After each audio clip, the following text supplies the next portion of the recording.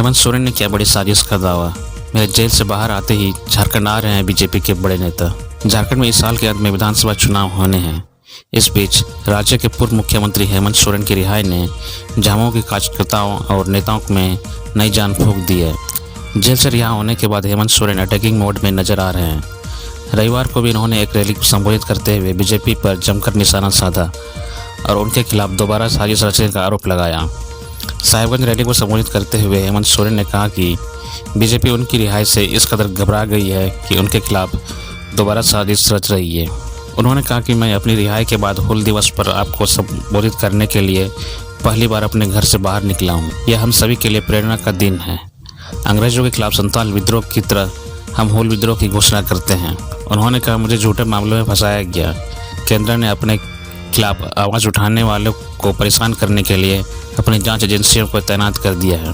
अभी 2 दिन ही हुए हैं जब मैं जेल से बाहर आया हूं, लेकिन भाजपा घबराई हुई है। पार्टी के शीर्ष नेता लगातार झारखंड आ रहे हैं और मेरे खिलाफ फिर से साजिश रच रहे हैं। झारखंड क्रांतिकारियों की भूमि के रूप में जाना जाता है। हम जेल, लाठी या फांसी से नहीं डरते। उन्होंने कहा, अंग्रेजों के खिलाफ संथाल के विद्रोह की तरह हम सामंती ताकतों को भगाने के लिए विद्रोह का ऐलान करते हैं। देश में लागू हुआ 3 नए कानून, कैदियों को किया गया जागरूक। पाकुड़ के मंडल कारा में कैदियों के बीच देश में आज से लागू हुए 3 नए कानून से संबंधित जागरूकता कार्यक्रम प्रधान जिला एवं सत्र न्यायाधीश सह जिला विधिक सेवा प्राधिकार के अध्यक्ष शेषनाथ सिंह के निर्देश पर कार्यक्रम का आयोजन किया गया। मंडल कारा में डालसा सचिव अजय कुमार गुड़िया, जेल अधीक्षक jailer Lalan Kumar Bharti, doctor SK Jha ने दीप प्रज्वलित कर कार्यक्रम की शुरुआत की। कार्यक्रम में देश में बदलाव की नए कानून को लेकर जेल अधीक्षक ने बंदी को लेकर उनके हित में कई महत्वपूर्ण जानकारी दी।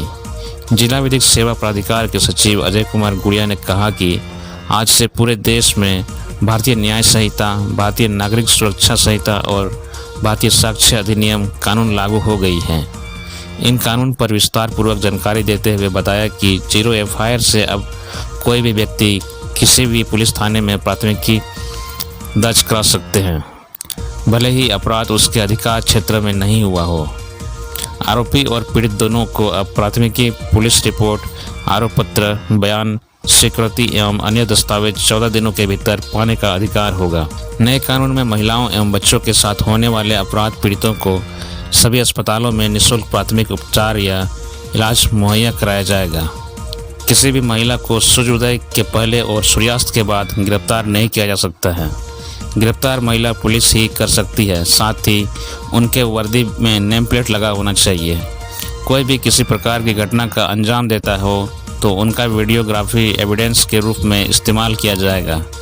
ऐसे तमाम कई जानकारी दी गई।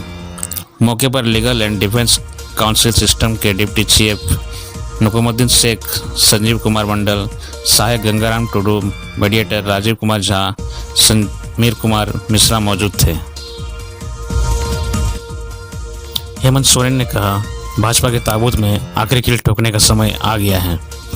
झारखंड के पूर्व मुख्यमंत्री हेमंत सोरेन ने जेल से बाहर आने के बाद शनिवार को रांची में झामुमो कार्यकर्ताओं को संबोधित किया।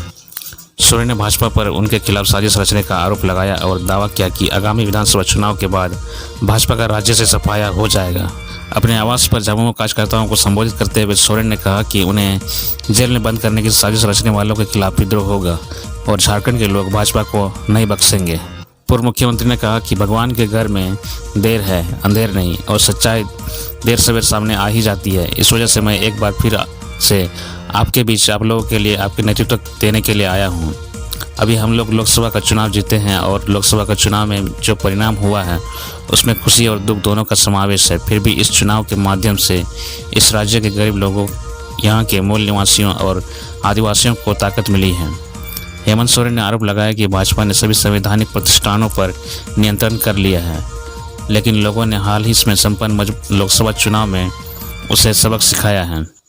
साथ ही उन्होंने कहा कि भाजपा के ताबूत में आखिरी कील ठोकने का समय आ गया है। आने वाले दिनों में झारखंड से भाजपा का सफाया हो जाएगा। पूर्व मुख्यमंत्री ने कहा कि मेरी जानकारी में आया है कि ये विधानसभा चुनाव समय से पहले कराने की योजना बना रहे हैं। अगर ये कल चुनाव की घोषणा कर दें तो परसों उनका सफाया तय है। मैं उन्हें चुनौती देता हूं कि वे जिस दिन चाहे चुनाव करा ले, झारखंड में विधानसभा चुनाव जीतने का भाजपा का सपना मुंगेरी लाल के हसीन सपने जैसे होगा। भाजपा कई राज्यों में आदिवासियों को मुख्यमंत्री बना रही है, लेकिन वे सिर्फ रबर स्टाम्प हैं। मुख्यमंत्री चंपई सोरेन झारखंड के नवचयनित 1500 +2 शिक्षकों को 3 जुलाई को नियुक्ति पत्र देंगे। स्कूली शिक्षा एवं साक्षरता विभाग ने इसकी तैयारी शुरू कर दी है। नियुक्ति पत्र वितरण समारोह दिन के 12 बजे से ध्रुवा स्थित प्रभात तारा मैदान में होगा। राज्य में वर्ष 2022 में 3120 +2 शिक्षकों की नियुक्ति प्रक्रिया शुरू की गई थी। इसमें से प्रथम चरण में लगभग 1000 शिक्षकों को इस वर्ष मार्च में नियुक्ति पत्र दिया गया था। झारखंड के नवचयनित शिक्षकों को प्रमाण पत्रों की जांच की प्रक्रिया पूरी हो गई है। बुधवार को गणित, इतिहास, हिंदी, अर्थशास्त्र, संस्कृत, अंग्रेजी व वाणिज्यिक विषय के शिक्षकों को नियुक्ति पत्र दिया जाएगा। गौरतलब है कि कुछ दिन पहले हुई विभागीय समीक्षा बैठक में मुख्यमंत्री ने झारखंड कर्मचारी चयन आयोग के माध्यम से सहायक आचार्य के 26,000 पदों पर चल रही नियुक्ति प्रक्रिया को पूरी करने को लेकर समय सीमा भी तय कर दी है। उन्होंने 15 अगस्त तक 11,000 इंटर प्रशिक्षित सहायक आचार्यों तथा 5 सितंबर तक 15,000 स्नातक शिक्षक आचार्यों की नियुक्ति प्रक्रिया पूरी करने का टास्क सौंपा है।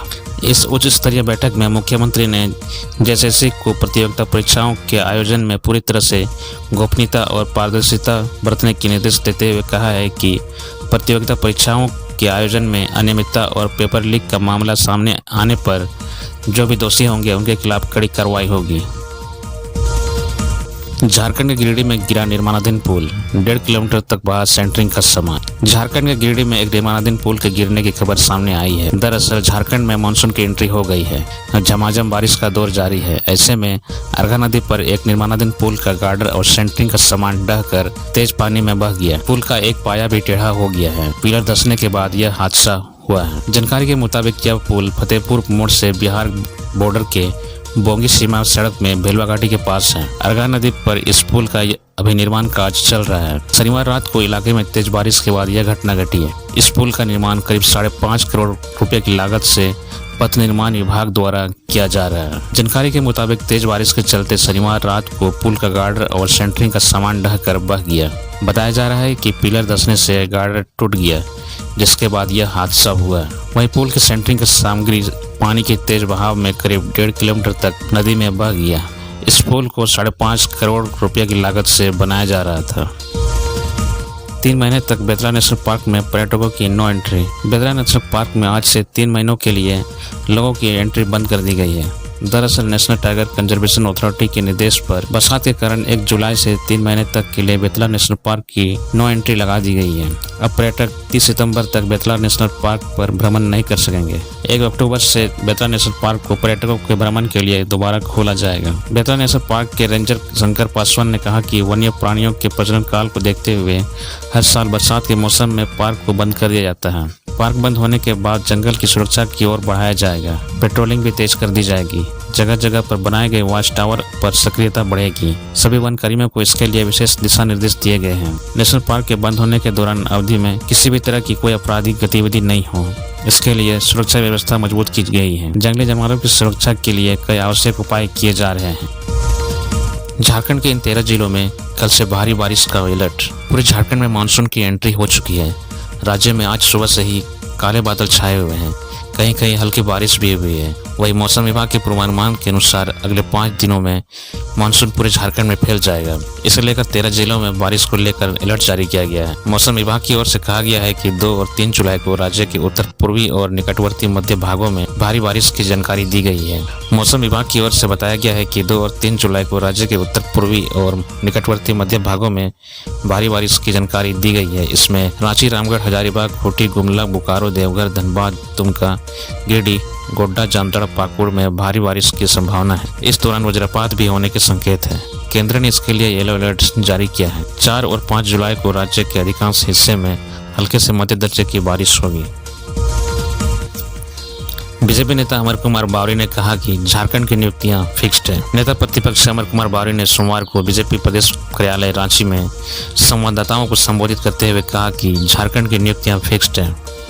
इस दौरान उन्होंने परीक्षाओं और नियुक्तियों में खामियां गिनाई। बावरी ने कहा कि युवाओं को सपने दिखाकर राज्य की जनता को झूठ बोलकर सत्ता में आई जेएमएम, कांग्रेस और राजद की सरकार के खिलाफ अब युवा आक्रोशित है। वर्तमान सरकार ने आज तक जो परीक्षाएं भी ली हैं उन सभी परीक्षाओं में गड़बड़ियां सामने आई है। ऐसे में राज्य सरकार को चाहिए कि वे युवाओं के हित में इन सभी परीक्षाओं के गड़बड़ियों की सीबीआई जांच कराए। नेता प्रतिपक्ष ने कहा कि कल जेएसएससी पीजीटी के अभ्यर्थियों ने मुलाकात कर बताया कि इस परीक्षा में धांधली हुई है। इसको लेकर अभ्यर्थियों पिछले 17 दिनों से धरना कर रहे हैं। अभ्यर्थियों ने अपने आवेदन में बताया कि एक ही सेंटर से 70 से 80% अभ्यर्थी पास हुए हैं। बोकारो जिला के श्रेया डिजिटल और रांची जिला के शिवा इन्फोटेक्स से सबसे अधिक अभ्यर्थियों पास हुए हैं। श्रेया डिजिटल से 513 अभ्यर्थी और शिवा इन्फोटेक्स से 279 अभ्यर्थी पास हुए हैं। वहीं धनबाद जिले से 273 पास हुए हैं। अभ्यर्थियों ने बताया कि इस परीक्षा में धांधली हुई है, पैसे का खेल हुआ है। परीक्षा आयोजित करने के लिए जिस एजेंसी को नियुक्त किया गया है वह पहले से ही ब्लैक लिस्ट है। राज्य सरकार ने एसआईटी गठन कर जांच करवाने का फैसला भी लिया है, लेकिन अभी तक कोई भी गिरफ्तारी नहीं की गई है। जेएसएससी पीजीटी में ऐसे अभ्यर्थियों का भी चयन हुआ है जो दिव्यांग कोटा से हैं। कहा कि इस संबंध में केंद्रीय मंत्री के साथ भी पत्राचार किया जाएगा ताकि सीबीआई सभी मामले की जांच एक साथ कर सके। निधन की सेवा करने हेतु डॉक्टर को किया सम्मानित। जमशेदपुर में डॉक्टर्स डे के दिन भाजपा नेता विकास सिंह ने समाज में निर्धन और कमजोर तबके के लोगों का निःशुल्क इलाज करने हेतु general physician doctor Ajay Mishra एवं चर्म रोग विशेषज्ञ डॉक्टर राजू कुमार को अंगवस्त्र एवं पुष्प गुच्छ देकर सम्मानित किया। विकास सिंह ने कहा कि उनके निवेदन पर पूरे साल में लगभग दर्जनों निर्धन मरीजों का इलाज डॉक्टर अजय मिश्रा एवं डॉक्टर राजू कुमार ने निःशुल्क किया है। इलाज करने के साथ साथ लोगों को दवाइयां भी उपलब्ध कराई। विकास सिंह ने कहा कि डॉक्टर भगवान के दूसरे रूप होते हैं। भगवान की पूजा आलोक प्रतिदिन करते हैं। डॉक्टर्स डे के दिन डॉक्टर का सम्मान करना भगवान की पूजा करने के समान है। धनबाद पुलिस ने फ्लैट में छापेमारी कर 9 साइबर अपराधियों को किया गिरफ्तार। धनबाद पुलिस ने 9 साइबर अपराधियों को गिरफ्तार किया है। पुलिस ने इन्हें सदर थाना क्षेत्र के नवाड़ी स्थित एक फ्लैट में पकड़ा है। इनके पास से 9 पासबुक, लैपटॉप, 20 मोबाइल, 37 क्रेडिट और डेबिट कार्ड, कई लोगों के पैन कार्ड समेत कई सामान बरामद किए हैं। इस बात की जानकारी धनबाद एसएसपी हरदीप पी जनार्दन ने दी है। पलामू में भरे बाजार में 50 लाख के जेवर लेकर भागा, सीसीटीवी में दिखा चोर। झारखंड के पलामू जिले के छतरपुर थाना परिसर से करीब 300 फीट की दूरी पर स्थित एक मुख्य बाजार में दुकान का शटर बंद कर रहे ब्रिज बिहारी ज्वेलर्स के मालिक का जेवर से भरा थैला उठाकर उचक्का भाग निकला। घटना रविवार की देर शाम करीब 8 बजे की है। दुकानदार के अनुसार थैले में 50 लाख के सोने और चांदी के जेवर थे। पुलिस का गश्ती दल घटनास्थल पर पहुंची। सीसीटीवी के माध्यम से युवक को थैला लेकर जाते देखा गया। जानकारी के अनुसार प्रतिष्ठा के मालिक ब्रिज बिहारी सोनी दुकान बंद कर शटर लगाने की तैयारी कर रहे थे। जेवर भरे थैला को दुकान के दरवाजे के पास रखकर बाइक की डिक्की में सब्जी रखने गए थे। इसी क्रम में उचक्का ने थैला निकल भागा। छतरपुर थाना प्रभारी प्रसाद ने बताया कि सीसीटीवी में थैला उठाकर भागता हुआ यह व्यक्ति दिख रहा है। पुलिस संबंधित व्यक्ति को चिन्हित करने का प्रयास कर रही है। कोड़ा गिरोह के अपराधी छतरपुर में भी इस तरह की आपराधिक घटना में सक्रिय है। पुलिस छापेमारी भी कर रही है। पुलिस का कहना है कि कोड़ा गैंग सक्रिय है, उस गिरोह के लोगों का हाथ हो सकता है। घटना के बाद से भुक्तभोगी परिवार काफी परेशान है। पुलिस मामले की छानबीन कर रही है। मोबाइल देखने से मना करने पर नाबालिग ने की खुदकुशी की कोशिश। लोहरदगा में पिता ने मोबाइल देखने से मना किया तो लड़की ने फांसी लगाकर आत्महत्या की कोशिश की। लोहरदगा भंडारा थाना क्षेत्र के कसपुर नवाटोली में रविवार को नाबालिग ने दुपट्टे के सहारे फांसी लगाकर आत्महत्या करने का प्रयास किया, लेकिन समय रहते उसे बचा लिया गया। फिलहाल 17 वर्षीय इस लड़की का इलाज भंडारा सामुदायिक स्वास्थ्य केंद्र में हो रहा है। बताया जाता है कि लड़की रविवार को घर में मोबाइल देख रही थी। उसके पिता ने उसे मोबाइल देखना छोड़ काम करने को कहा। पिता की युवती ने फांसी लगाने का प्रयास किया। 4:30 बजे जब घर के सभी सदस्य खेतों में काम कर रहे थे, इसी दौरान नाबालिग घर में ही दुपट्टे के सहारे फांसी लगाने की कोशिश कर रही थी। उसे फांसी लगाता देख पास के बच्चे ने तत्काल इसकी सूचना उसके भाइयों को दी। भाई ने घर पहुंचकर उसे बचा लिया, मगर तब तक उसकी स्थिति नाजुक हो गई थी। प्राथमिक उपचार के बाद उसे लोहरदगा सदर अस्पताल रेफर किया गया। वह फिलहाल खतरे से बाहर है।